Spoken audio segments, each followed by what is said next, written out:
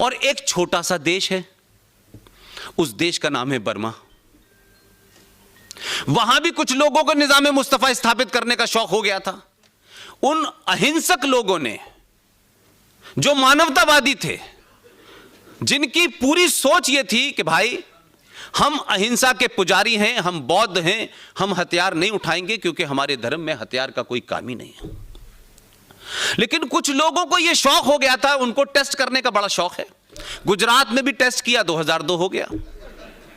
उन्होंने कहा कि हम यहां स्थापित करके रहेंगे। उन्होंने कहा भाई आप शांति से यहां रहिए, यह आपका देश है, लेकिन निजाम मुस्तफा यहां स्थापित मत कीजिए, यहां शरिया की बात मत कीजिए। इस देश का संविधान है, संविधान से चलेगा, आप इसमें रहिए। आपका ना कोई हक मार रहा है, ना आपको कोई छेड़ रहा है, ना आपको कोई परेशान हो रहा है। लेकिन उन्होंने कहा नहीं, हम निजाम मुस्तफा स्थापित करेंगे। तो अहिंसक लोगों ने थोड़ी देर के लिए अपनी अहिंसा का हथियार रख दिया नीचे, और फिर उन्हें ऐसा निजाम मुस्तफा दिया कि पूरी दुनिया में मुस्तफा को ढूंढ रहे, मिल नहीं रहा।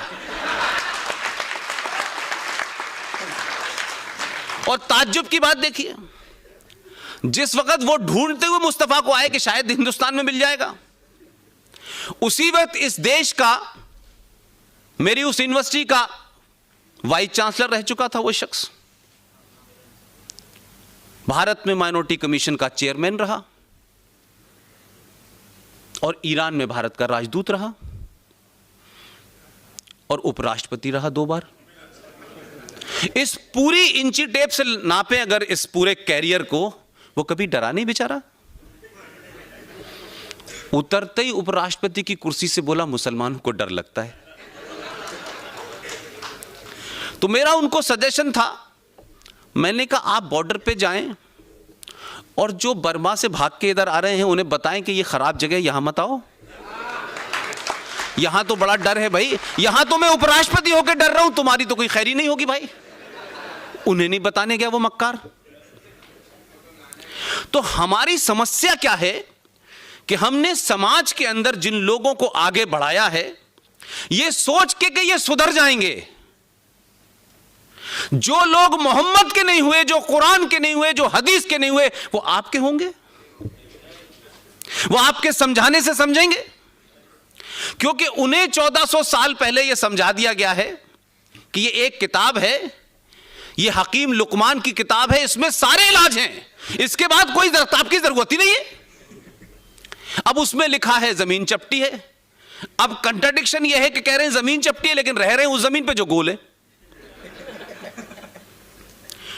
मेरा मानना यह है कि वो समाज जो समय के साथ अपने अंदर बदलाव नहीं करता, उस समाज में से बदबू आने लगती है,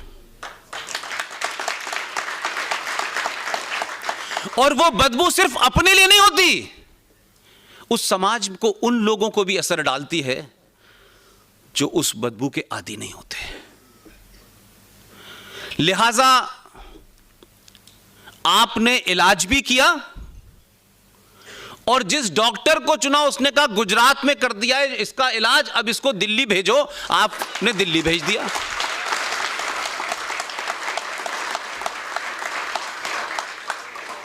अब जब हिंदुस्तान में इलाज हो रहा है,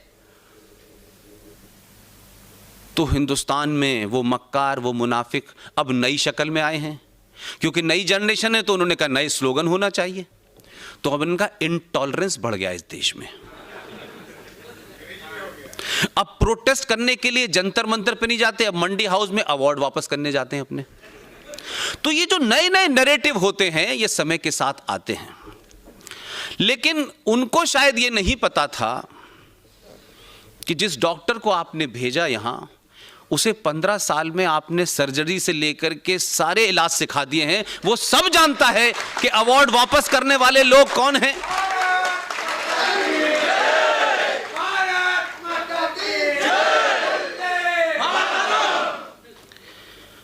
तो अब संकट क्या हो रहा है कि लोगों को इस बात में कहा कि साहब महबूबा मुफ्ती के साथ सरकार क्यों बनाई,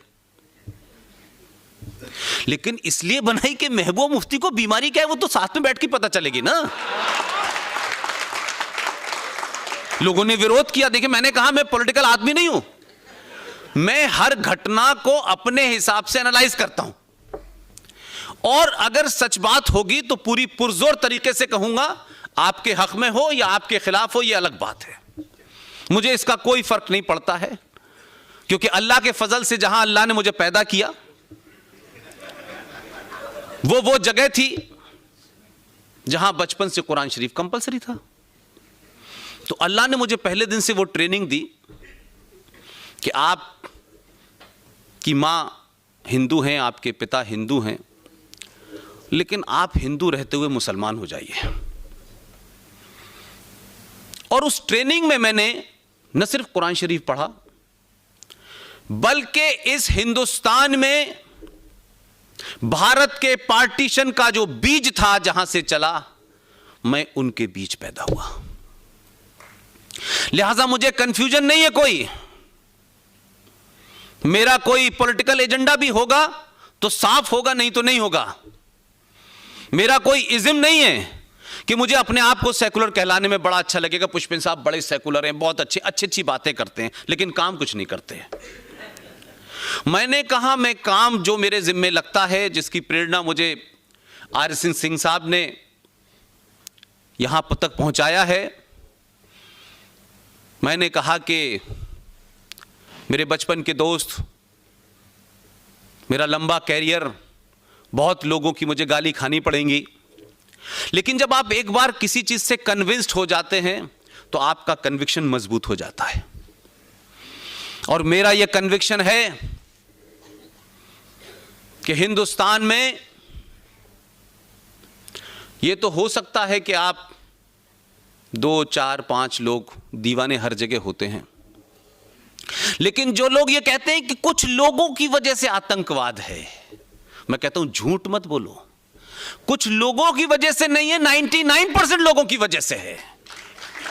सच बोलने की कोशिश करो, आपका वोट बैंक नाराज हो जाएगा, हो जाए। पुष्पिन का कोई वोट बैंक नहीं है, मेरा वोट बैंक इस देश के राष्ट्रवादी लोग हैं, वो हैं खुश तो ठीक है, बाकी मुझे कोई मतलब नहीं है।